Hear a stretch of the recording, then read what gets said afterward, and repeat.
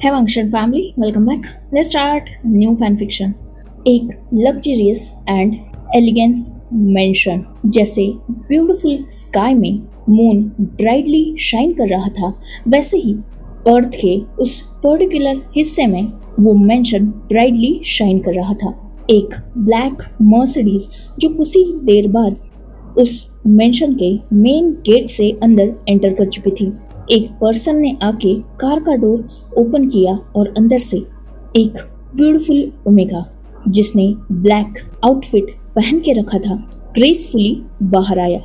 जैसे ही उसने मेंशन में एंटर किया था, सारे सर्वेंट्स गार्ड्स ने उसे डीप बो किया और जैसे ही वो ओमेगा अपने रूम की तरफ निकल चुका था, सारे सर्वेंट ने एक रिलीफ की ब्रीथ लेकर अपने काम स्टार्ट कर दिए थे। वो ब्यूटीफुल ओमेगा जो अपने रूम में एंटर कर चुका था, फेस थोड़ा पेल और टायर्ड था, आंखों में थकावट, थोड़ा मैसी लग रहा था। वो आते ही अपने ब्लेजर को साइड में रखने के बाद वो फ्रेश होने जा चुका था। एक रिलैक्सिंग बात के बाद वो बाहर आया और उसने नाइट वेयर पहन लिया था। कुछ ही देर बाद एक सर्वेंट जिसने उस ओमेगा को इन्फॉर्म किया कि डिनर लग चुका है, वो ओमेगा जो स्टेयर्स से होते हुए नीचे आया और डाइनिंग टेबल पर बैठ गया, जहां आज भी बहुत सारे फूड आइटम्स रखे हुए थे और खाने वाला वो अकेला। उसने जस्ट डीप ब्रीथ ली और सर्वेंट्स ने उसे सर्व करना स्टार्ट कर दिया था। देन उसने कुछ फूड कंज्यूम किया और बाकी का जस्ट छोड़ दिया। देन वो डायरेक्टली अपने रूम में जा चुका था। वी वूशियान वे कॉरपोरेशन का इकलौता ओमेगा हायर अपने पेरेंट्स को करीबन 14 साल पहले एक फायर इंसिडेंस में खोने के बाद वे कॉरपोरेशन की जिम्मेदारी वी वूशियान पर आ गई। तब विंग जस्ट 14 या 15 का था। उसके पेरेंट्स के कुछ ट्रस्टवर्दी लोगों ने विंग को वे कॉरपोरेशन का हायर बना के दुनिया के सामने इंट्रोड्यूस किया। देन विंग ने लगातार 3 साल तक बिजनेस की स्टडी की और तब से वो वे कॉरपोरेशन का पूरा बिजनेस हैंडल कर रहा है। उसने अपना फैमिली बिजनेस इतनी होशियारी से और कॉन्फिडेंटली संभाल के रखा है कि आज वे कॉरपोरेशन कंट्री की टॉप बिजनेस कॉरपोरेशन बन चुकी है। आज विंग की एज 28 ईयर्स है और उसके पास सब कुछ है, money, health, wealth, connections, powers. देखा जाए तो विंग इतना स्ट्रॉन्ग बन चुका है कि वो जो चाहे उसे एक झटके में हासिल कर सकता है। पर यहाँ तक पहुँचते पहुँचते वो एक अलग पर्सनैलिटी भी बन चुका है। एक ओमेगा की तरह जीना वो भूल चुका है। हमेशा स्ट्रॉन्ग रहना, पावरफुल बिहेव करना, खुद की वीकनेस किसी और को पता न चल जाए और कोई उन सारी चीज़ों का फायदा ना उठाए, इस बात का विंग बहुत अच्छे से ख्याल रखता है। अगर दुनिया की नज़र से देखा जाए तो विंग एक परफेक्ट ओमेगा है जिसके पास क्या कुछ नहीं है। एक ओमेगा होने के बावजूद आज वो कंट्री पर रूल करता है, बिजनेस का गॉड फादर बन के बैठा है। सब कुछ तो हासिल कर लिया उसने, तो अब उसे क्या ही चाहिए होगा। इवन लोग सपने देखते हैं विंग जैसी लाइफ जीने के लिए, उसके जैसी पावर्स होल्ड करने के लिए, जिसके एक इशारे पे कंट्री का शेयर मार्केट अप डाउन होता है। उस इंसान को अपनी लाइफ में क्या ही चाहिए होगा। सब कुछ तो है उसके पास और जो नहीं है वो उसके एक इशारे पे उसके पास आ सकता है। पर इन रियलिटी ऐसा बिल्कुल नहीं है। एक रिच लग्जरियस लाइफ जीते हुए भी विंग खुद को इनकम्प्लीट देखता है। आज भी अपने रूम की नहीं, उस लग्जरियस रूम की बालकनी में खड़ा विंग, जिसके एक हाथ में रेड वाइन है और उसकी नज़र मून की तरफ है। देखा जाए तो मून और उसमें ज़्यादा कोई फर्क नहीं है। मून अकेला है, खुद को चलाता है ताकि वो नाइट को शाइनी बना सके। वैसा ही कुछ तो विंग भी करता है। खुद को काम में इतना ज़्यादा ढाल चुका है वो कि खुद की एग्जिस्टेंस, पर्सनालिटी, हर चीज़ से दूर हो चुका है। इंजॉय क्या होता है, खुल के हंसना क्या होता है, जिंदगी जीना क्या होता है, ये बातें तो विंग को पता ही नहीं, क्योंकि आज कंट्री का लगभग हर इंसान उस पर डिपेंडेंट है। एक बिजनेस नहीं है विंग का, मल्टीपल बिजनेस वो होल्ड किए है। अकेला हर रोज इतना काम करता है कि कभी कभी खाना और सोना भी उसके नसीब में नहीं है। और अगर नसीब में है भी तो क्या ही फायदा इन लग्जरी चीजों का, जब उसे वो चीजें खुशी ही नहीं देती। आज भी तो ऐसा ही हुआ ना। टेबल पर न जाने कितने फूड आइटम्स उसके लिए प्रिपेयर हुए थे, पर उसके गले से बस 2 या 3 बाइट्स ही नीचे गई। ठीक से खाना तक नहीं खा पाया। वो कहते हैं ना, आसमान में इतना भी ऊंचा नहीं उड़ना चाहिए कि अपना ही दम वहाँ घुटने लगे और जिंदगी बिल्कुल अकेली हो जाए। आज विंग उस मुकाम पे है जहाँ जमीन से उठी एक आवाज तक उसके कानों में नहीं जा सकती। लोगों की बातें, उनकी जजमेंट्स, उनके पॉइंट ऑफ व्यू, हर चीज से विंग बहुत आगे है। इनफैक्ट आज वो उस जगह पर है जहाँ उसे लोगों से और लोगों की बातों से नहीं, बल्कि खुद की धड़कनों से तक डर लगता है। बहुत अकेला हो चुका है वो। पहले तो भी खाना शायद उसकी नसीब में था, अब तो वो भी नहीं बचा। और नींद, उसकी क्या ही बात करें। जब से वो 20 साल का हुआ है, शायद ही एक रात भी चैन से सो पाया। हजारों थेरेपीज, मेडिसिन, साइकोलॉजिस्ट, डॉक्टर्स, हर चीज उसने आजमा के देख ली, पर एक रात की सुकून की नींद भी उसके हिस्से में नहीं है। डॉक्टर्स इसे साइकोलॉजिकल प्रॉब्लम बताते हैं। अगर सॉल्यूशन की बात की जाए तो स्लीपिंग पिल्स उसके हाथ में थमा दिया जाता है। कहा जाता है उसे कि वो मेडिटेशन करे। लाइक सीरियसली, उसे मेडिटेशन करना चाहिए। और कितना वो खुद को अकेला करे। अपने दिल के शोर से वो ऑलरेडी परेशान है। उसमें इतनी ताकत बची ही नहीं है कि वो किसी जगह शांत बैठे और उस शोर को सुनने के लिए, जिससे वो भागना चाहता है, अलग सा वक्त निकाले। आज भी तो वो करीबन 6 दिन बाद अपने घर वापस आया है। भागता है वो खुद से, खुद के अकेलेपन से।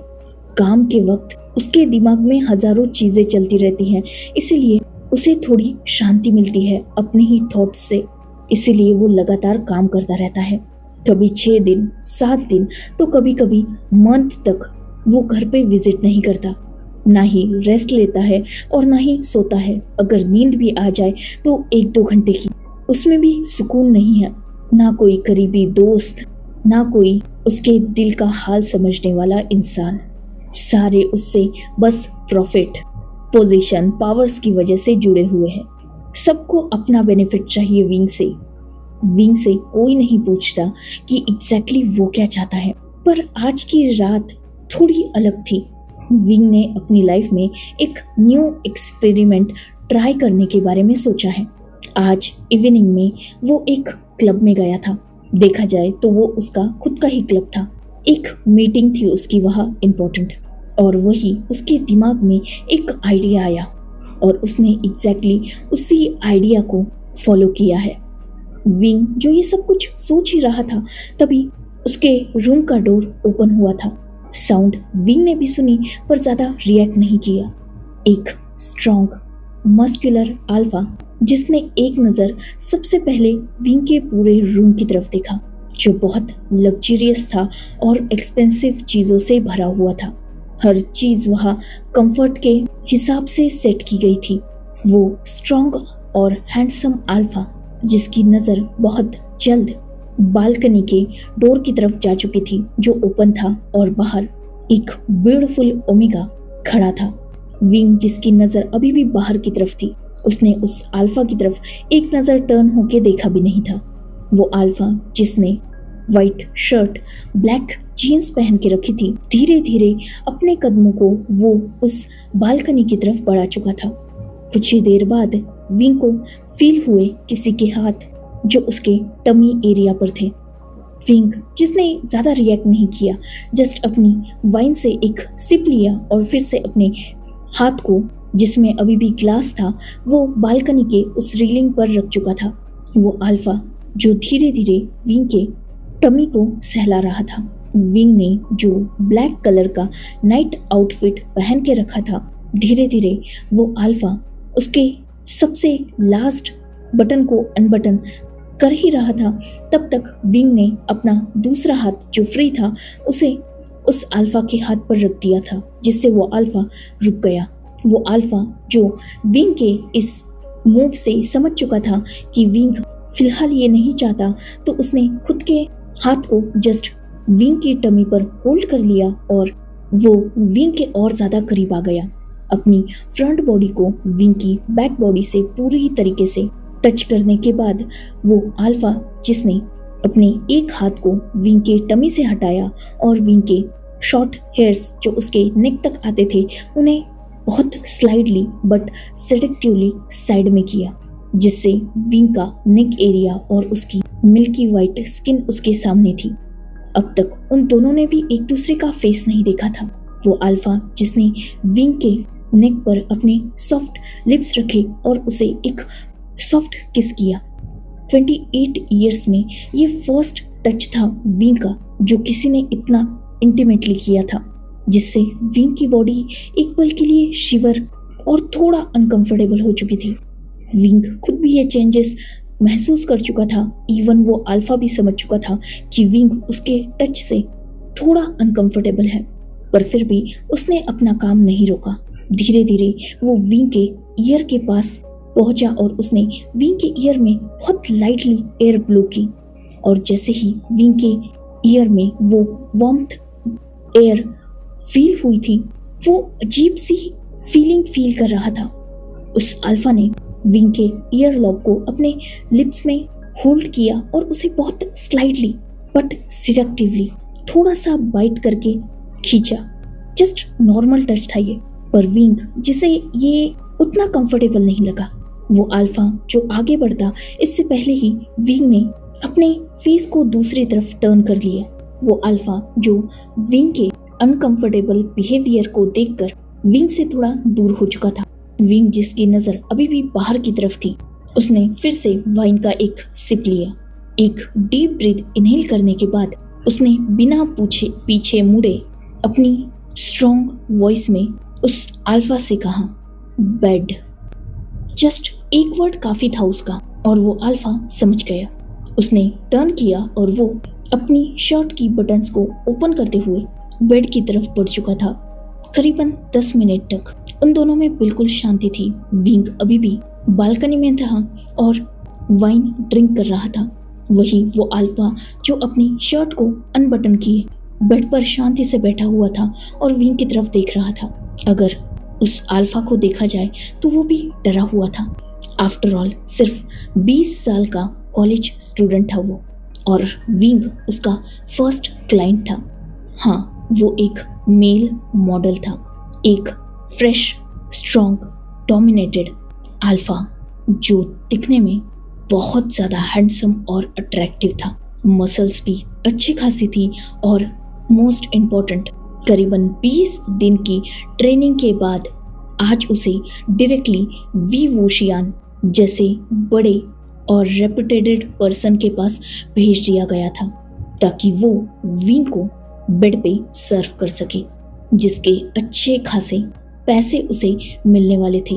और उन्हीं पैसों से वो अपने कॉलेज की फीस, अपने रूम का रेंट और बाकी एक्सपेंस पे करने वाला था। वो बहुत ज़्यादा डरा हुआ था, अंदर से बिल्कुल भूचाल था उसके दिल में, क्योंकि वो जानता था कि अगर वी वूशियान ने उसे पसंद नहीं किया तो उसकी लाइफ पूरी तरीके से चेंज हो जाएगी, और अगर गलती से भी उसकी किसी भी हरकत से वी वूशियान ऑफेंड हो गया या नाराज हो गया तो उसकी लाइफ डिस्ट्रॉय तक हो सकती है, इवन उसकी जान तक जा सकती है। इसीलिए वो कोई भी ऐसी गलती नहीं कर रहा था जिससे विंग नाराज हो जाए। हाँ, विंग जब आज क्लब में गया था तो उसने बहुत सारे ओमेगास और अल्फास को साथ में हैंग आउट करते हुए देखा। उसने देखा कि अल्फास के साथ ओमेगा बहुत ज़्यादा हैप्पी है। बहुत सारे ओमेगास मेल मॉडल्स हायर कर रहे हैं खुद को खुश करने के लिए, और वो साथ में बहुत ज़्यादा कंफर्टेबल है। इवन ओमेगास बहुत ज़्यादा इंजॉय कर रहे हैं उनकी कंपनी को, उनके उन वियर्ड डांस को और बाकी बहुत सारी चीज़ें। तो विंग भी तो एक ओमेगा है ना, शायद उसे भी ये सब कुछ पसंद आ जाए। इसीलिए आज उसने अपने असिस्टेंट थ्रू अपने ही क्लब से एक फ्रेश, मतलब बिल्कुल अनटच न्यू मेल मॉडल अपने लिए बुलवाया था, जिसका फेस तक अब तक विंग ने नहीं देखा। विंग जो फिलहाल बालकनी में इसीलिए खड़ा था क्योंकि वो अभी भी सोच रहा था, क्या ये सब कुछ सही भी है या फिर गलत। कहीं उसे इस लड़की को वापस भेज तो नहीं देना चाहिए ना, जिसका अब तक फेस तक उसने नहीं देखा। पर खैर, एक ट्राई तो बनता है। यही सोचकर विंग, जिसने डीप ब्रीथ ली और फाइनली वाइन का वो लास्ट सिप भी गल्फ किया, वो बिल्कुल काम था। फाइनली उसने टर्न किया और बेड पर बैठे उस मेल मॉडल की तरफ एक नजर डाली। पर उसकी नजर जैसे वही रुक सी गई। ये पर्सन कितना हैंडसम है, अच्छी खासी बॉडी है। ऑब्वियसली उस अल्फा ने अपनी शर्ट की बटन्स को ओपन करके रखा था, तो उसका chest, Adam apples, cleavage, tummy area सब कुछ क्लियरली नजर आ रहा था।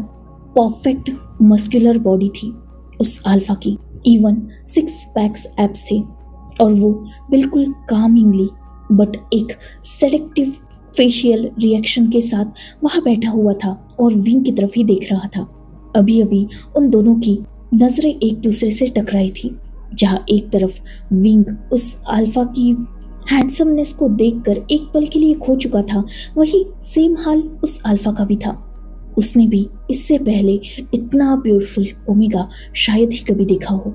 सच में ये पर्सन जितना मैगजीन की कवर्स में ब्यूटीफुल और अट्रैक्टिव लगता है, उससे कहीं ज़्यादा ब्यूटीफुल और अट्रैक्टिव ये रियलिटी में लगता है।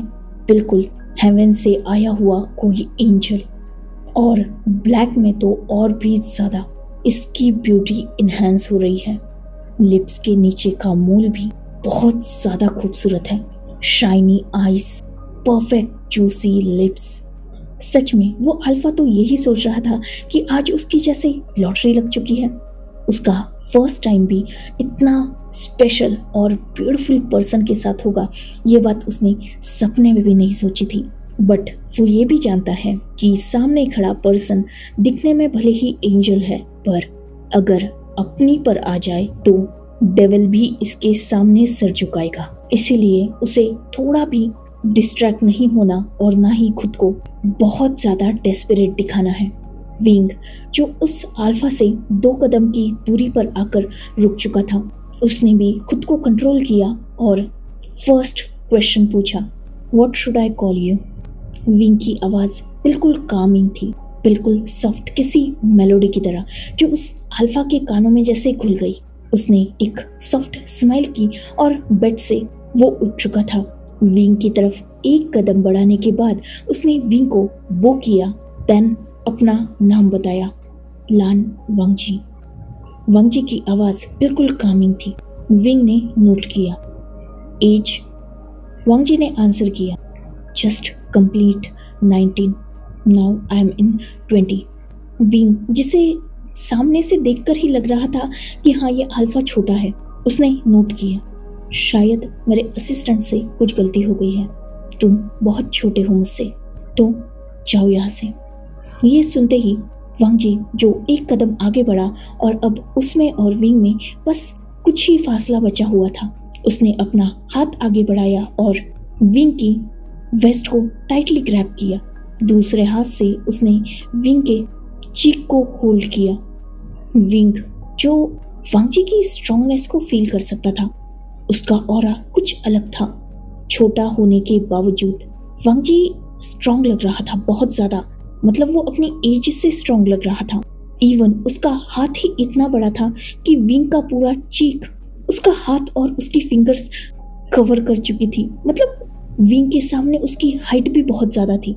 विंग बिल्कुल छोटा सा ओमेगा लग रहा था उसके सामने, और वांगजी स्ट्रॉन्ग, मस्कुलर, जैसे अगर वो विंग को पूरी तरीके से होल्ड कर ले तो विंग उसकी बाहों में परफेक्टली छुप जाएगा और कोई विंग को देख तक नहीं पाएगा वांगजी की बॉडी के सामने। वांगजी शायद विंग को एग्जैक्टली यही तो फील कराना चाहता था कि भले ही मेरी एज कम है पर मैं आपके लिए परफेक्ट हूँ। उसने सबसे पहले सॉफ्टली विंग के एक्सप्रेशंस देखे कि क्या विंग उसे रोकता है।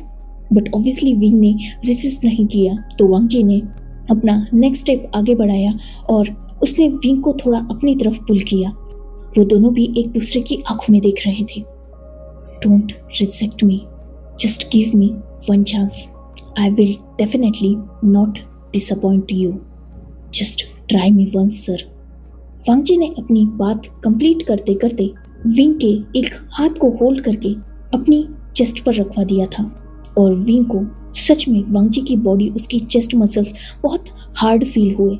विंग जिसने फाइनली नोट किया और वांग जी इस बात से फाइनली थोड़ा रिलीफ हो चुका था, क्योंकि अगर आज उसे विंग रिजेक्ट कर देता तो उसके क्लब के मैनेजर और बाकी लोग उसे बहुत ज़्यादा परेशान करते। विंग के फाइनली एक्सेप्टेंस पर वांग जी जो विंग के फेस के करीब बढ़ने लगा अपने लिप्स को उसके लिप्स पर रखने के लिए, पर विंग ने दोनों के बीच में अपना हाथ रख दिया था, जिससे वांग जी ने विंग के पाम पर किस किया। उसने विंग की आंखों में देखा, विंग जिसने अपने हाथ को हटाया और वांग जी को अपने आप से थोड़ा दूर किया। वांग जी जो तुरंत विंग से दूर हो चुका था। लेट जाओ, वांग जी ने नोट किया और वो तुरंत ही बेड पर लेट चुका था। सच में रिच लोगों की लाइफ ही अलग होती है, कहा वांग जी इससे पहले हार्ड सरफेस पर सोता है और आज वो फर्स्ट टाइम इतने सॉफ्ट बेड पर लेटा है जहां उसे उसकी खुद की बॉडी का वेट तक फील नहीं हो रहा। ऐसा लग रहा है जैसे वो फूलों पर लेटा हुआ है, जिसे फूलों की एक एक पंखुड़ियों से उस बेड को सजाया गया है ताकि एक भी कांटा चुभ ना सके। वांग जी जो रेडी था, उसे पता था कुछ चीज़ें उसे ट्रेनिंग के दौरान बताई गई थी कि कैसे ओमेगास को खुश किया जाता है, ओमेगास अल्फा से क्या क्या डिमांड करते हैं, ये सब कुछ उसे बताया गया था। ऑब्वियसली उसे बहुत अच्छी तरीके से ट्रेन किया गया था और मोस्ट इम्पॉर्टेंटली वो विंग के पास आ रहा था। ये बात जान के तो मैनेजर और बाकी लोगों ने उसे और भी ज़्यादा समझा के भेजा था, क्योंकि वो लोग भी जानते थे कि अगर वांग जी ने एक भी गलती की तो उनकी भी नौकरी और जान को खतरा हो सकता था। विंग जो देख सकता था कि वांग जी बेड पर थोड़ा अनकंफर्टेबली लेटा हुआ है, मतलब ऑब्वियसली वो अंदर से डरा हुआ था, तो बेड कितना भी सॉफ्ट फील क्यों ना हो रहा हो, उसके माइंड में वो बातें थी। Remove your shirt. इस बात पर वांग जी ने नोट किया और वो तुरंत उठ के अपनी शर्ट को साइड में थ्रो कर चुका था। देन विंग ने रूम की लाइट्स को डिम किया और वो भी बेड पर चढ़ चुका था। वांग जी जिसके माइंड में चल रहा था कि विंग एग्जैक्टली क्या करेगा, इवन वो वियर्ड और डर्टी थॉट्स सोच रहा था, बट विंग बिल्कुल अपोजिट था। विंग ने जस्ट उसके हाथ को होल्ड किया और उसे सीधा रख दिया बेड पर, मतलब फैला लिया।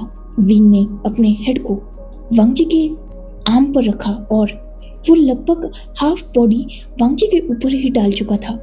वांग जी जो सोच रहा था कि एग्जैक्टली विंग क्या कर रहा है, पर उसे ये देखकर बहुत अजीब और शॉक भी लगा कि विंग जस्ट उसकी बॉडी के ऊपर सो रहा है, मतलब वो शांति से लेट गया।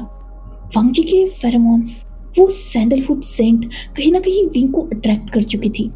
हाँ, विंग के माइंड में पहले से ही फिजिकल एक्टिविटी के बारे में कुछ भी नहीं था। वो जस्ट एक सुकून की और सिक्योर स्लीप चाहता था, एक डीप स्लीप जो आज तक उसे कभी नहीं आई। उसने आज यहाँ मेल मॉडल को खुद को प्लेजर देने के लिए या खुद को सर्व करने के लिए नहीं बुलाया था। वो जस्ट एक ऐसा पर्सन चाहता था जिसे होल्ड करके वो एटलीस्ट सो पाए, इसीलिए उसने एक मेल मॉडल हायर किया। वांग जी जो सोच रहा था कि विंग उसके साथ कुछ करेगा, बहुत सारी ओमेगास की फैंटेसीज होती है कि वो अल्फाज को बांधेंगे, उनके साथ कुछ नोटी करेंगे या उन्हें टॉर्चर करेंगे और खुद प्लेजर फील करेंगे, बट विंग ने ऐसा कुछ भी नहीं किया। और वांग जी विंग के बारे में एग्जैक्टली वही सोच रहा था कि विंग एक रिच ब्रैट होगा जो अल्फाज को शायद बेड पर टॉर्चर करता होगा, उन्हें मारता वीरता होगा, देन उन्हें मजबूर करता होगा खुद के साथ इंक्लूड होने के लिए। पर उसे नहीं पता था कि विंग तो खुद ही क्लीन है, अब तक वो वर्जिन है और यहाँ सिर्फ अपने साथ किसी को सोने के लिए चाहता था, इसलिए उसने वांग जी को यहाँ बुलवाया था। वांग जी जब उसके बहुत करीब आया और उसने विंग को ये फील कराना चाहा कि वो खुद स्ट्रांग है, विंग को सेटिस्फाइड कर सकता है, तब विंग ने उसकी फेरोमोन्स को इनहेल किया। वो सैंडलवुड फेरोमोन्स विंग को कामिंग लगे, स्मूथिंग लगे, और उसे एक अजीब सा सुकून मिलने लगा। इसीलिए विंग ने वांग जी को रोका, क्योंकि वो भी जानता था कि भले ही उन दोनों में 8 इयर्स का एज गैप है, बट वो दोनों एक दूसरे के साथ कुछ करने ही नहीं वाले, जस्ट वो तो सोने वाले हैं। इसीलिए विंग ने वांग जी को अपनी एज से कम होते हुए भी यहाँ रहने दिया, और वो सच में वांग जी के ऊपर किसी कोआला बेयर की तरह चिपक कर सोने की कोशिश कर रहा था। पर वो सैंडलवुड फेरोमोन्स जो विंग को कहीं ना कहीं कामिंग लग रहे थे, वो बहुत कम मात्रा में थे। इसलिए विंग ने वैसे ही खुद को बिल्कुल मूव ना करते हुए सॉफ्टली वांग जी से कहा, just relax yourself and release your pheromones. मैं कुछ नहीं करना चाहता, बस सोना चाहता हूँ। और अगर सच में तुम्हारी वार्मथ में, तुम्हारे इन फेरोमोन्स में मुझे डीप स्लीप आ गई, तो मैं तुम्हें 10 टाइम्स ज़्यादा पे करूँगा। जस्ट होल्ड मी एंड मुझे सुलाओ। ये बात वांग जी के लिए बहुत ज़्यादा अटपटी थी। मतलब वो मेल मॉडल है, कोई नैनी थोड़ी ना है जो विंग को थपका के सुलाएगा। बट ठीक है, विंग को ऑफेंड वो वैसे भी नहीं कर सकता, और फिलहाल तो विंग उसकी बाहों में है, उसकी ऊपर सो रहा है। 10 टाइम्स ज़्यादा पे करने के लिए ये इंसान रेडी है, और चाहता क्या है, बस सो जाए। मतलब वांग जी क्लीन रहने वाला है, उसे ये काम नहीं करना, पर मजबूरी के चलते वो करने आ रहा था। और अब उसे फर्स्ट क्लाइंट ही ऐसा मिला जो बहुत रिच है, पावरफुल है, अच्छा खासा पे कर रहा है। मोस्ट इम्पॉर्टेंट, भले ही वो बेड शेयर कर रहे हैं पर बॉडी शेयर नहीं कर रहे। मतलब वो इंक्लूड नहीं हो रहे, कोई सेक्स नहीं करने वाले, जस्ट सोना है। वांग जी ने एक डीप ब्रीथ ली। उसके फेस पर तो स्माइल आ चुकी थी लिटरली। उसने अपने फेरोमोन्स को रिलीज करना स्टार्ट किया। वो खुद भी थोड़ा डरा हुआ था, तो पहले तो उसने खुद को काम किया, क्योंकि अगर वो पैनिक होते हुए अपने फेरोमोन्स को रिलीज करता तो शायद विंग अनकंफर्टेबल हो जाता उसके फेरोमोन्स के चलते। तो उसने पहले कुछ वक्त लिया, डीप ब्रीथ ली, खुद को काम किया, और उसने अपने फेरोमोन्स रिलीज किए। विंग जो अब उन कामिंग फेरोमोन्स को अच्छे से इनहेल कर पा रहा था, और साथ ही विंग ने फील किया था कि वांग जी ने उसकी बॉडी को होल्ड कर लिया है। उसका एक हाथ विंग के शोल्डर पर था, तो दूसरे हाथ से वांग जी ने अच्छी तरीके से एडजस्ट होके विंग को अपनी बाहों में खींचा और उसकी वेस्ट को ग्रैब किया था। बिल्कुल वो विंग को किसी बच्चे की तरह रख रहा था। भले ही विंग की एज ज्यादा थी, वांग जी की कम थी, पर फिलहाल वांग जी एक अल्फा था और विंग एक ओमेगा। और यह उसे उन 20 दिनों की हार्ड ट्रेनिंग में जो सिखाया गया था, ओमेगास को सीड्यूस करना और बाकी सारी चीजें, उन टेक्निक्स का या अपनी बॉडी का यूज नहीं करना था। जस्ट वो समझ गया था जैसे कि विंग थोड़ा बेचैन है और उसे किसी स्ट्रॉन्ग पर्सन की नीड नहीं है खुद को सेटिस्फाइड करने के लिए। उसे तो बस एक जेंटल पर्सन की या अपनेपन की जरूरत है, किसी ऐसे की वार्मथ की जो उसे सिक्योर्ड फील करा सके। तो वांग जी एग्जैक्टली वही कर रहा था। उसने विंग को सिक्योर्ड फील करवाने के लिए अपनी तरफ खींचा, उसे अच्छे से होल्ड किया और वो विंग को सुलाने लगा। विंग की बैक को वो करेज करने लगा, उसके हेयर से प्यार से हाथ घुमाने लगा। साथ ही वो विंग के थोड़े करीब भी जा रहा था, क्योंकि विंग की वो लोटस फ्रेग्रेंस भी बहुत ज्यादा अट्रैक्टिव थी। करीबन आधा घंटा लगा विंग को फिर भी वांग जी की बाहों में एडजस्ट करने के लिए, उसकी वार्मथ की आदत होने के लिए, क्योंकि ऑब्वियसली फर्स्ट टाइम था उसका जो वो किसी के साथ बेड शेयर कर रहा था। आज तक अकेला ही सोया था वो, इस रूम में अकेला ही रहता था वो। उसके आने के बाद सर्वेंट तक रूम में आने की हिम्मत नहीं करती थी, तो वो खुद को हमेशा लोनली ही देखता आया था, चाहे वो इस रूम में हो या बेड पर हो। पर आज किसी की वार्मथ में सोना, किसी अलग फेरोमोन्स को इनहेल करना, ऑपोजिट जेंडर की बॉडी को टच करना, मोस्ट इम्पॉर्टेंट वांग जी की मसल्स बहुत ज्यादा स्ट्रॉन्ग थी, उसके हाथ बहुत लंबे थे जिन्होंने विंग को परफेक्टली रैप कर लिया था। साथ ही वांग जी के सिर्फ फेरोमोन्स ही नहीं, उसके हार्ट बीटिंग की साउंड, वो जो डीप ब्रीथ ले रहा था, उस ब्रीदिंग की वार्मथ, उसका साउंड, जैसे ये सब कुछ बहुत अलग हो रहा था विंग के लिए। उसे थोड़ा डिफरेंट भी लग रहा था, वो थोड़ा हेजिटेट भी था, थोड़ा अनकंफर्टेबल भी था, पर फिर भी वो एडजस्ट करने की कोशिश कर रहा था। फाइनली 45 मिनट्स के स्ट्रगल के बाद वांग जी ने विंग को जैसे तैसे सुला दिया और विंग भी फाइनली सो गया। नेक्स्ट मॉर्निंग वांग जी जिसकी आईज धीरे धीरे ओपन हुई जब उसने अपने सामने इतना लग्जरियस एटमॉस्फेयर फील किया, वो एक पल के लिए थोड़ा डर गया, पर तुरंत ही उसे रात की बातें याद आ गई। उसने तुरंत अपनी साइड में देखा जहां विंग नहीं था। वांग जी जो उठ गया और उसकी नजर साइड टेबल पर रखे क्लॉक पर गई। व्हाट द फक, 10 बज चुके हैं सुबह के और वो अब तक सो रहा था।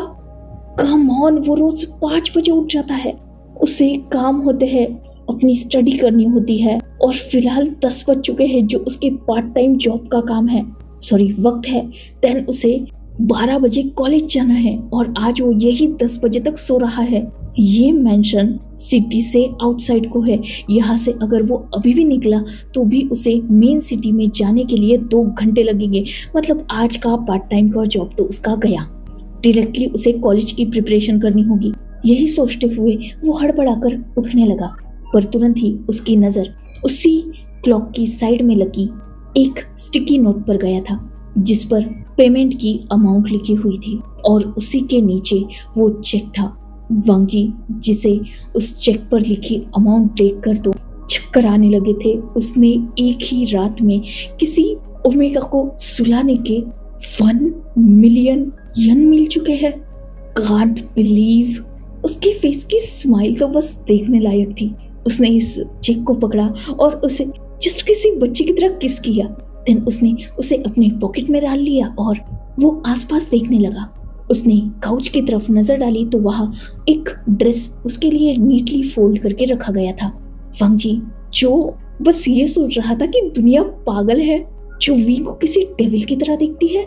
यार ये ओमेगा कितना स्वीट है, कितनी कम बातें बोलता है, ना कोई गुस्सा, ना कोई चीखना चिल्लाना और ना कोई फियरी एटमॉस्फेयर।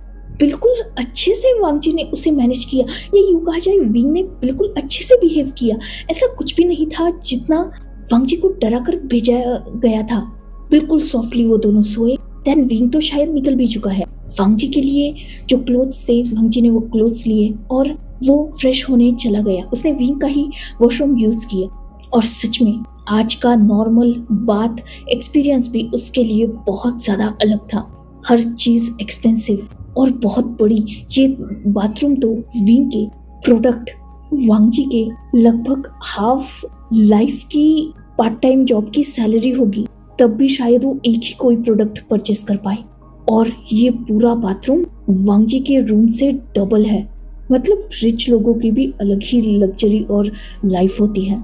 खैर वांग जी ने सारी चीजें एंजॉय की। देन वो क्लोथ्स पहन के बाहर आया जो बहुत ज्यादा सिंपल थे बट बहुत ज्यादा ब्रांडेड और एक्सपेंसिव थे। देन वांग जी रूम से बाहर आया। एक सर्वेंट जो वही खड़ी थी शायद वांग जी का ही इंतजार कर रही थी। उसने वांग जी को भी डीप बो किया। वांग जी जिसे ये अजीब लगा। फर्स्ट टाइम उसे कोई इतनी रिस्पेक्ट शो कर रहा था, नहीं तो आज तक वही लोगों के सामने झुकता आया था। खैर उस सर्वेंट ने वांग जी से कहा कि ब्रेकफास्ट तैयार है। वांग जी ने नोट किया और वो सर्वेंट वांग जी को ब्रेकफास्ट टेबल पर लेके गई, जहाँ 50+ अलग अलग कंट्री के फूड आइटम्स और ब्रेकफास्ट आइटम्स देखकर वांग जी शॉक। ये उसे अकेले के लिए बनाए गए हैं। उसके माइंड में फिलहाल यही चीजें थी। खैर उसे एक सर्वेंट ने ब्रेकफास्ट सर्व किया और वांग जी ने फर्स्ट बाइट लिया। सच में हेवन था यार ये फूड। खैर वांग जी ने फूड कंप्लीट किया। देन उसने उन सर्वेंट्स की तरफ देखा। वो अभी कुछ पूछने ही वाला था, तब तक एक पर्सन पीछे से आया जो खुद भी एक स्ट्रॉन्ग अल्फा था। वांग जी ने उस अल्फा को ग्रीड किया क्योंकि वो अल्फा सबसे सुपीरियर लग रहा था। वो अल्फा जिसने नोट किया और वांग जी को अपना इंट्रोडक्शन दिया। I am Shuyang, Wing's personal assistant. इस बात पर वांग जी ने नोट किया, बॉस तो ऑलरेडी ऑफिस जा चुके हैं। तुमने भी अगर ब्रेकफास्ट कंप्लीट कर लिया होगा तो तुम भी यहाँ से जा सकते हो। बाहर कार है जो तुम्हें तुम्हारे डेस्टिनेशन पर छोड़ देगी। मनी तुम्हें रिसीव हो ही गया होगा। इस बात पर वांग जी ने नोट किया। देन शुयांग को ग्रीट किया। शुयांग जिसने उसे बाहर की तरफ गाइड किया और वांग जी जो कार में बैठ गया। ड्राइवर को उसने सीधा कॉलेज के लिए ही बोल दिया था, तो ड्राइवर ने उसे कॉलेज के सामने छोड़ दिया और वांग जी कॉलेज में जा चुका था। वांग जी ने ड्राइवर से कार थोड़ी कॉलेज के आउटसाइड को ही रुकवाई थी, क्योंकि अगर कोई भी कॉलेज का स्टूडेंट वांग जी को एक्सपेंसिव कार से उतरते हुए देखता तो ऑब्वियसली या तो उसे बुली करते या तो उसे बहुत ज़्यादा क्रिटिसाइज किया जाता, क्योंकि यहाँ हर कोई जानता है कि वांग जी एक पुअर स्टूडेंट है जो खुद ऑर्फन है। तो अचानक वांग जी का इतनी एक्सपेंसिव कार में एंटर होना शायद गलत होता, इसीलिए वांग जी ने ऐसा किया था। खैर, वांग जी जो अपने कॉलेज के सीधा लॉकर रूम में गया था, देन उसने वहां से अपनी बुक्स वगैरह ली और वो क्लासेस अटेंड करने निकल गया। उसने क्लासेस अटेंड की और वो बाहर आया। सबसे पहले वो बैंक गया और उसने चेक डिपॉजिट किया था। फिलहाल वो अपने फोन की स्क्रीन को अनब्लिंकिंगली घूर रहा था, जिसमें अभी अभी 1 मिलियन येन डिपॉजिट हुए थे। उसकी खुशी का कोई ठिकाना नहीं था। वो वहां से डायरेक्टली अपने घर गया। उसने अपने घर का रेंट पे किया, कुछ ग्रोसरी ली, कुछ अपनी पर्सनल नीड की चीजें ली। देन सब कुछ बाय करने के बाद वो फाइनली अपने रेंटल अपार्टमेंट में आ चुका था, जहां आज उसे एक अजीब सा सुकून मिल रहा था, क्योंकि आज उसके सर में ज्यादा थॉट नहीं थे। मतलब ये पे करना है, वो पे करना है, स्टडी कैसे करे, ये कैसे करे, वो कैसे करे, ये सारी चीजें उसकी जैसे रिलीफ हो चुकी थी। तो हाँ, वो थोड़ा सुकून में था। वही दूसरी तरफ विंग, जो अपने ऑफिस में बैठा हुआ था और उसके सामने शुयांग था, जिसने विंग को एक फाइल हैंडओवर की, जिसमें वांग जी की पूरी इंफॉर्मेशन थी। वांग जी एक ऑर्फन है, एक कॉलेज स्टूडेंट है, और वो ये जॉब क्यों कर रहा है, ये सब कुछ विंग को अब पता चल चुका था। विंग, जिसने उस फाइल को पूरा रीड कर लिया था, उसने फाइनली उस फाइल को अपनी डेस्क पर रख दिया और वो अपनी चेयर पर थोड़ा लीन हो चुका था। अपनी आईज उसने क्लोज कर ली थी। आज मॉर्निंग में लगभग 8 बजे उसकी आईज ओपन हुई और विंग टाइम और सन को देखकर शॉक था, क्योंकि उसकी लाइफ में ये फर्स्ट टाइम था जब वो पूरी रात सोया था और उसने आज फर्स्ट टाइम सन रेज होते हुए नहीं देखा। आज सन उसके पहले उठ चुका था। वांग जी की वार्मथ में, उसके उन फेरोमोन्स में सच में विंग को इतना रिलैक्सिंग फील करवा दिया था कि वो डीप स्लीप में सो चुका था, वो भी विदाउट मेडिटेशन। और मोस्ट इम्पॉर्टेंट, विंग को ये देखकर बहुत अच्छा लगा कि वांग जी ने रात भर उसे होल्ड करके रखा था और अभी भी वो आईज ओपन करने के बाद भी वांग जी की टाइट ग्रिप में था। वो धीरे धीरे वांग जी के हाथों को अपनी बॉडी पर से हटाने के बाद उठ गया। उसने एक नजर वांग जी की तरफ देखा, जो बिल्कुल पीसफुली सोया हुआ था। पता नहीं क्यों विंग को अच्छा लगा वांग जी को इतनी शांति से सोता हुआ देखकर। पहले तो उसने सोचा कि वो वांग जी को उठाएगा और वांग जी को भेज देगा यहाँ से, पर पता नहीं उसके माइंड में क्या आया, उसने खुद को रोक दिया। उसने अपनी बॉडी को थोड़ा स्ट्रेच किया, देन वो वहां से उठ गया। अपनी क्लोथ्स को निकालने के बाद विंग अपनी मॉर्निंग रूटीन कंप्लीट करने जा चुका था। उसने बिल्कुल धीरे धीरे सब कुछ किया ताकि वो कोई आवाज ना कर दे और किसी नॉइज से वांग जी की नींद डिस्टर्ब ना हो जाए। उसने खुद को अच्छे तरीके से रेडी किया और वांग जी को ब्लैंकेट में कवर करने के बाद विंग वहां से निकल गया। वो नीचे आया। उसने आज ब्रेकफास्ट भी अच्छा खासा किया, क्योंकि ऑब्वियसली उसकी नींद हो चुकी थी तो वो थोड़ा फ्रेश फील कर रहा था। देन उसने इस सर्वेंट से कहा कि वांग जी को उठने के बाद ब्रेकफास्ट दे दे और उसे भी अच्छे से ट्रीट करे। देन वो अपनी मीटिंग के लिए निकल चुका था, क्योंकि 10 बजे उसकी इम्पोर्टेंट मीटिंग थी। उसने अपना सारा काम खत्म किया और आज वो बहुत ज्यादा रिलैक्स था। किसी पर उसने चिल्लाया भी नहीं, किसी को कोई बैड वर्ड नहीं बोली, बिल्कुल नॉर्मल था वो। ये पता नहीं अब डीप स्लीप की वजह से था या फिर वांग जी के वार्मथ की वजह से या फिर दोनों की वजह से, पर विंग की लाइफ अच्छी थी एक दिन के लिए। तो भी उसे आज वर्क भी फोर्सफुली नहीं करना पड़ा। उसका माइंड भी थोड़ा शांत था, मतलब काम ना होते हुए भी उसके माइंड में उल जुलूल थॉट नहीं आ रहे थे। तो हाँ, शायद ये रेमेडी इफेक्टिव थी। खैर, एक अजीब सी अटैचमेंट फील हुई थी शायद विंग को वांग जी से, इसीलिए तो शुयांग से कहकर उसने वांग जी की फुल इंफॉर्मेशन निकाली। और पढ़ने के बाद उसे वांग जी के लिए थोड़ा बुरा भी लगा, क्योंकि बचपन से ही वांग जी ऑर्फनेज में थे। उसके पेरेंट्स का कोई अता पता नहीं, मर चुके हैं ये जिंदा, ये भी वांग जी को पता नहीं। जब वो 18 ईयर्स का था ऑर्फनेज से निकाल दिया गया और लगभग साल तक उसने अपनी लाइफ में बहुत सारा स्ट्रगल किया। खुद का एक्सपेंस वो पे नहीं कर पा रहा था, इसीलिए मजबूरी में उसे क्लब में मेल मॉडल के लिए जॉब करनी पड़ रही थी। विंग उसका फर्स्ट क्लाइंट था और विंग को भी वांग जी के साथ अच्छा लगा था। विंग जिसने बाकी का वक्त भी काम में बिताया। देन वो घर गया, उसने डिनर किया और आज भी वो बालकनी में खड़ा था। कुछ ही देर बाद फिर से वहाँ वांग जी आया, पर आज विंग ने लास्ट नाइट जैसे बिहेव नहीं किया। आज वो डोर की साउंड सुन के टर्न हो चुका था। उसने वांग जी की तरफ देखा, जिसने आज डार्क वाइन कलर की शर्ट पहन के रखी थी, जिसमें वांग जी अट्रैक्टिव लग रहा था।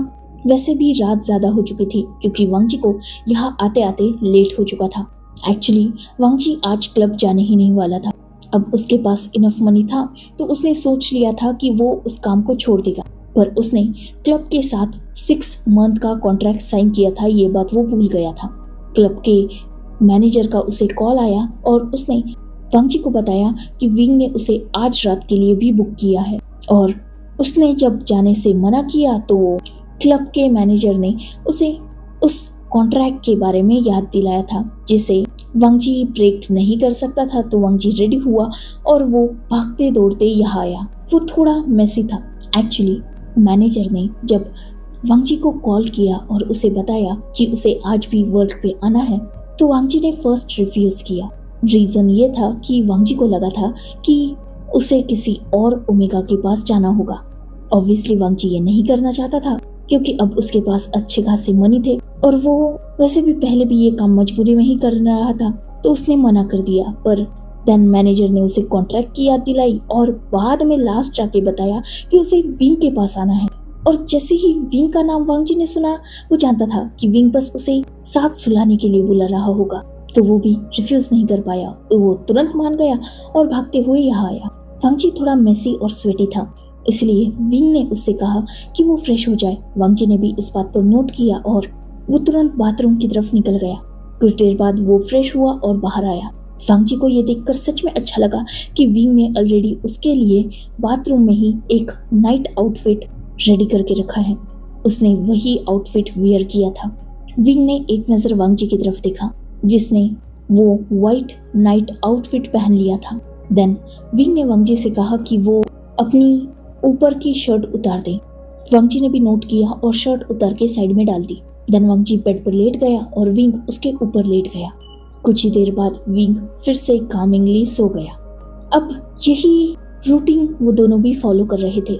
लगभग 2 मंथ्स हो चुके थे और वांग जी एक दिन भी मिस नहीं कर रहा था। वो लगभग हर रोज विंग के पास आता, उसे अपनी वार्मथ में सुलाता और अर्ली मॉर्निंग विंग अपने काम में निकल जाता और वांग जी अपने कॉलेज के लिए। इवन अब हर नाइट में वांग जी के बाहर विंग की एक कार इंतजार करती ताकि वांग जी उस कार का यूज कर पाए आने जाने के लिए, और हर रात का उसे 1 मिलियन विंग डेली देता था। इन 2 मंथ्स में वांग जी की लाइफस्टाइल बहुत सी चेंज हुई थी।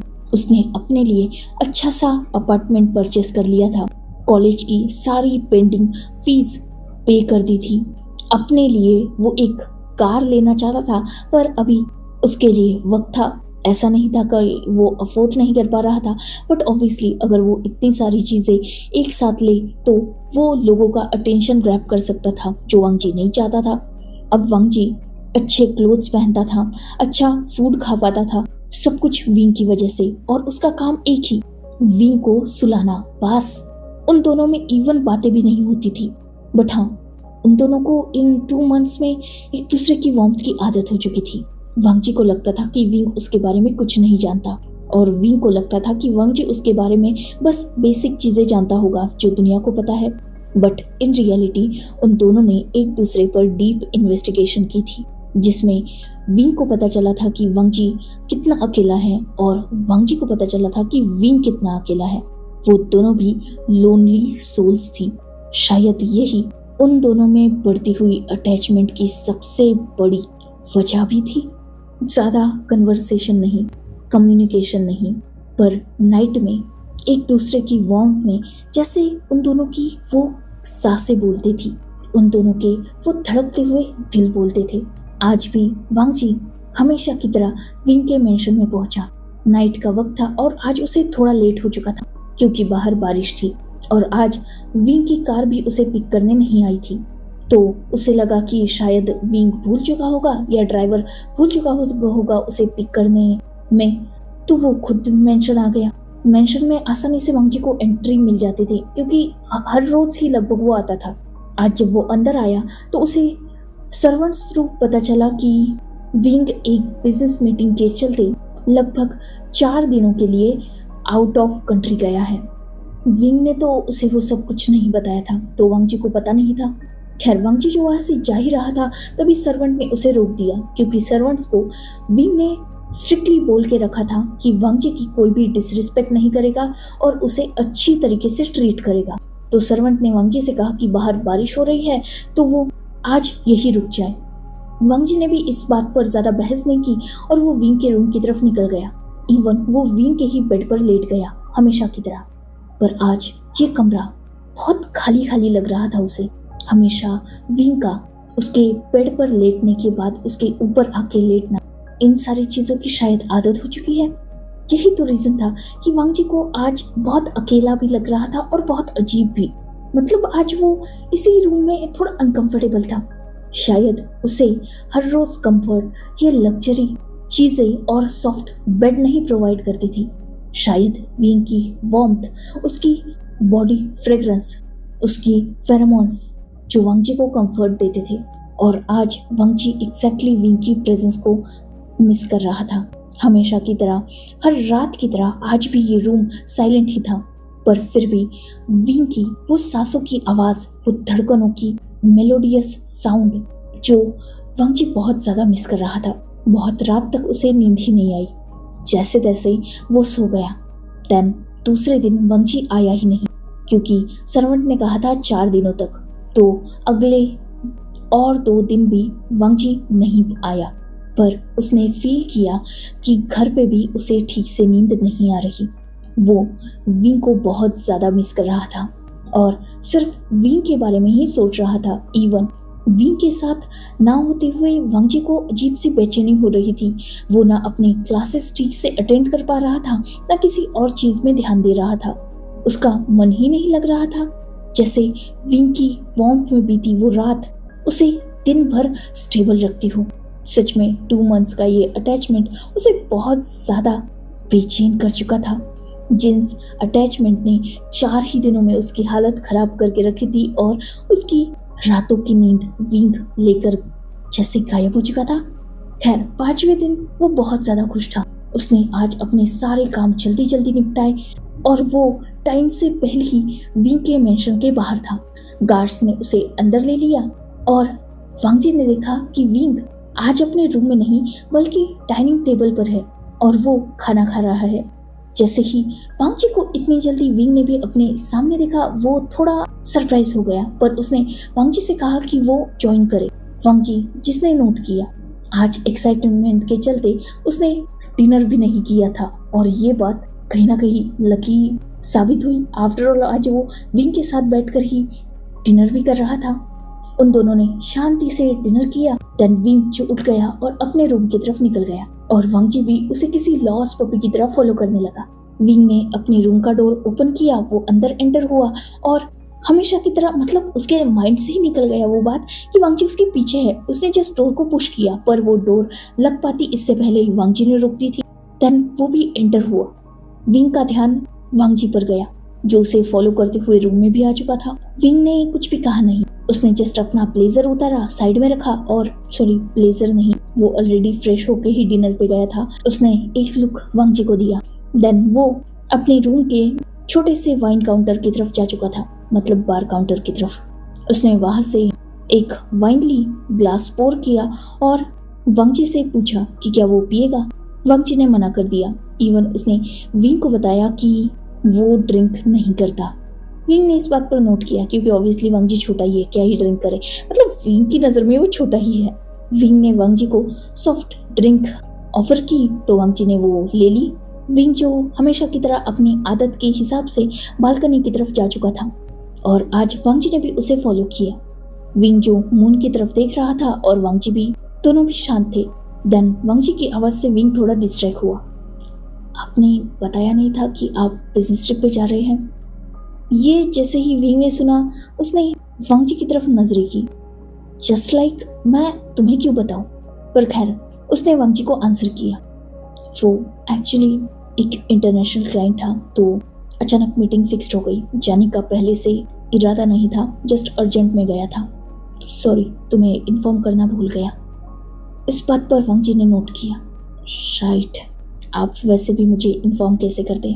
आपके पास तो मेरी कॉन्टैक्ट डिटेल्स भी नहीं है और मेरे पास भी नहीं है जो मैं पूछ पाऊँ। इस बात पर विंग ने जस्ट नोट किया।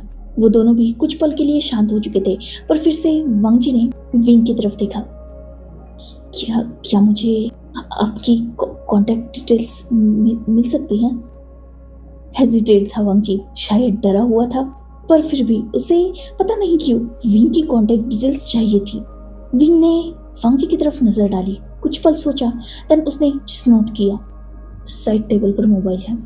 वांगजी ने नोट किया और उसके फेस पर ब्राइट स्माइल आ चुकी थी, जैसे उसने विंग की कॉन्टैक्ट डिटेल्स नहीं पता नहीं क्या ही हासिल कर लिया। वो तुरंत साइड टेबल की तरफ गया। उसने विंग का मोबाइल उठाया, विंग के पास लाया और विंग ने अपना मोबाइल ओपन किया, उसे अपना क्यूआर शो किया। वांगजी ने तुरंत उस क्यूआर को स्कैन किया और विंग की सारी कॉन्टैक्ट डिटेल्स उसके मोबाइल में भी आ चुकी थी। उसने तुरंत उस कॉन्टैक्ट को सेव कर लिया। देन उसने विंग को तुरंत कॉल किया ताकि विंग के भी मोबाइल में उसका नंबर शो हो सके। विंग ने एक नज़र उस नंबर को देखा, देन उसने उसे इग्नोर कर दिया। पर वांगजी वो इतना एक्साइटेड था कि उसने विंग का मोबाइल उठा लिया और उस पर अपना नाम सेव कर दिया। इवन विंग को डिस्प्ले शो किया और उसने बहुत एक्साइटेडली कहा, अगर आगे से कुछ भी काम हो ना तो डायरेक्टली मुझे कॉल करना। अगर आपको बाहर भी जाना हो ना तो मुझे इन्फॉर्म कर देना या कोई मैसेज कर देना।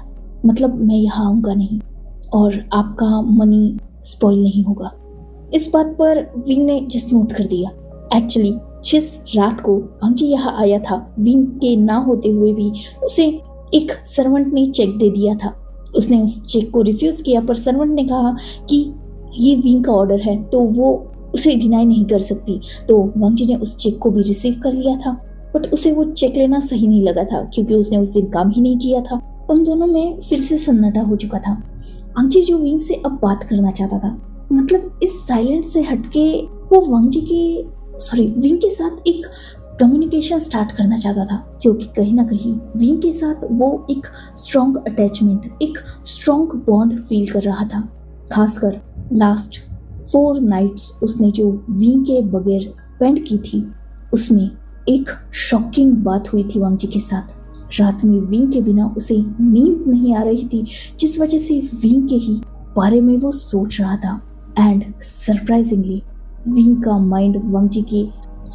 विंग के थॉट्स वांगजी के माइंड में इतने ज़्यादा चल रहे थे कि वांगजी ने फील किया था फर्स्ट टाइम खुद को हार्ड। उसने विंग के नाम से ही खुद को रिलीज कराया था। ये उसकी लाइफ में फर्स्ट टाइम था जब उसने किसी ओमेगा की तरफ फिजिकली अट्रैक्शन फील किया था। हाँ, वांगजी को रिसेंटली पता चला था कि वो एक डेमिसेक्सुअल है, मतलब वो हर ओमेगा से फिजिकली इन्वॉल्व नहीं हो सकता। उसके लिए फिजिकल रिलेशनशिप बनाना इतना आसान नहीं था। वो फिजिकल अट्रैक्शन सिर्फ उसी पर्सन के साथ फील कर सकता था जिस पर्सन से वो इमोशनली कनेक्ट हो पाए। वांगजी किसी की ब्यूटी, अट्रैक्टिव फिगर या फिर फेशियल फीचर्स, इन सब की तरफ अट्रैक्ट नहीं होता था। अगर वो किसी से इमोशनली अटैच हुआ, उसी के प्रति वो फिजिकल अट्रैक्शन भी फील कर सकता था। मतलब अगर वांगजी को किसी के साथ इंक्लूड होना है तो उन दोनों में ब्यूटी, फिगर या कोई भी और फीचर इम्पोर्टेंट नहीं था। इम्पोर्टेंट था emotional, even deep emotional bond. तब जाकर कहीं वांगजी उस ओमेगा के साथ इंक्लूड होना चाहेगा या फिर उसके सपने देखेगा। भले ही वांगजी एक मेल मॉडल था या बनना चाहता था, वो जो कुछ भी था, तब वो अपनी सेक्सुअलिटी रियल में समझ नहीं पाया था। पर अब जब से वो विंग से मिला है, 2 मंथ में उसके साथ जो कुछ भी हो रहा है, वो खुद को समझ चुका है। इवन वो ग्रेटफुल है विंग का कि विंग ने उसे बोरो किया, वरना वांग जी ये मेल मॉडल की जॉब कर ही नहीं पाता, क्योंकि ऑब्वियसली अगर वो किसी ओमेगा की तरफ फिजिकली अट्रैक्ट ही नहीं होता तो कैसे वो सामने वाले को सेटिस्फाइड कर पाता। और एक मेल मॉडल का तो काम ही होता है ना ओमेगास की नीड्स को फुलफिल करना। वांग जी अब इस दुनिया में सिर्फ विंग के साथ ही फिजिकल बॉन्ड बना सकता है, क्योंकि वो विंग से इमोशनली अटैच हो चुका है। इसीलिए विंग की वजह से उसकी बॉडी में फिजिकल चेंजेस आए, वो हार्ड हुआ और विंग के नाम से ही वो शांत भी हुआ। और अब विंग जिसे वांग जी अपने तरफ अट्रैक्ट करना चाहता है, क्योंकि अब वांग जी के लिए इस दुनिया में सिर्फ विंग ही वो ओमेगा है जो वांग जी का हो सकता है, वरना वांग जी लाइफ टाइम तक अकेला ही रहेगा। क्योंकि ऑब्वियसली विंग के साथ वो इमोशनली अटैच हो चुका है, तो किसी और के साथ वो अट्रैक्शन फील ही नहीं करेगा। देखा जाए तो विंग के अलावा पूरी दुनिया के लिए वांग जी एक एसेक्सुअल है, जिसे फिजिकल अट्रैक्शन फील ही नहीं होगा विंग के अलावा। तो अब उसका तो काम था विंग को भी अपने प्यार में डालना। हाँ, ऑब्वियसली उसे प्यार ही कहेंगे, क्योंकि किसी इंसान की तरफ हम इमोशनली तभी झुकेंगे जब हम उसके लिए कुछ फील करेंगे, और फीलिंग्स ही तो प्यार होता है ना। इसीलिए वांग जी आज इतने एफर्ट्स कर रहा था। खैर, बहुत रात हो चुकी थी, ठंड भी थोड़ी थोड़ी पड़ रही थी। ये बात वांग जी भी फील कर रहा था। उसने आज बिना विंग के बोले अपनी शर्ट उतार दी और उसी शर्ट से उसने विंग को कवर कर दिया। ये देखकर विंग को अटपटा लगा। उसने वांग जी की तरफ देखा। वांग जी जो शर्टलेस था, और ऑब्वियसली अब विंग को इन सब चीजों की आदत हो चुकी थी, तो उसने ज्यादा रिएक्ट नहीं किया। ये जब वांग जी ने देखा कि विंग ने ज्यादा रिएक्ट नहीं किया, इवन उससे नजरें भी हटा ली है और वो सामने देख रहा है, वो विंग के थोड़ा करीब गया। विंग ने इसे भी महसूस किया पर ज्यादा रिएक्ट नहीं किया। देन विंग जो नेक्स्ट वाइन का सिप लेने ही वाला था, तभी वांग जी ने उसके वाइन के ग्लास को बीच में ही रोक दिया। ये फील करके अब जाकर कहीं विंग ने वांग जी की तरफ नैरो आइज से देखा। वांग जी जो थोड़ा डरा हुआ था, पर फिर भी उसने थोड़ा करेज दिखाया। ड्रिंक मत कीजिए, चलिए ठंड पड़ चुकी है, हमें सोना चाहिए। विंग ने एक नजर वांग जी की तरफ देखा जो थोड़ा डरा हुआ था। देन विंग ने उस हाथ की तरफ देखा जिस हाथ से वांग जी ने उसके हाथ को रोक दिया था ताकि वो ड्रिंक ना कर पाए। कुछ देर विंग ने जस्ट सोचा, देन उसने नोट किया वो ड्रिंक का ग्लास विंग ने वांग जी को ही दे दिया और वांग जी ने उस ड्रिंक के ग्लास को साइड में रख दिया। देन वो दोनों भी रूम में आ चुके थे। वांग जी लेट गया और विंग जो अपनी बॉडी से वांग जी की शर्ट हटा चुका था, वो भी वांग जी की बॉडी पर ही लेट गया और वो हमेशा की तरह सोने लगे। वांग जी जो फिर एक बार विंग को टाइटली ग्रैब कर चुका था और उसे थपथपा रहा था, वही विंग उसने आइज क्लोज कर ली थी। आफ्टर ऑल एक बात तो सच थी, वो भी 4 दिनों से सोया नहीं था और उसे भी इन 4 दिनों में ये रियलाइज हुआ था कि वो वांग जी के बिना सो नहीं सकता। उसे अब वांग जी की आदत हो चुकी है। So enough for today. Let's take a break. Next chapter in next video. If you like my explanation, like, comment and subscribe my channel. Hopefully you all are enjoying this fan fiction. Goodbye, take care, enjoy your beautiful life.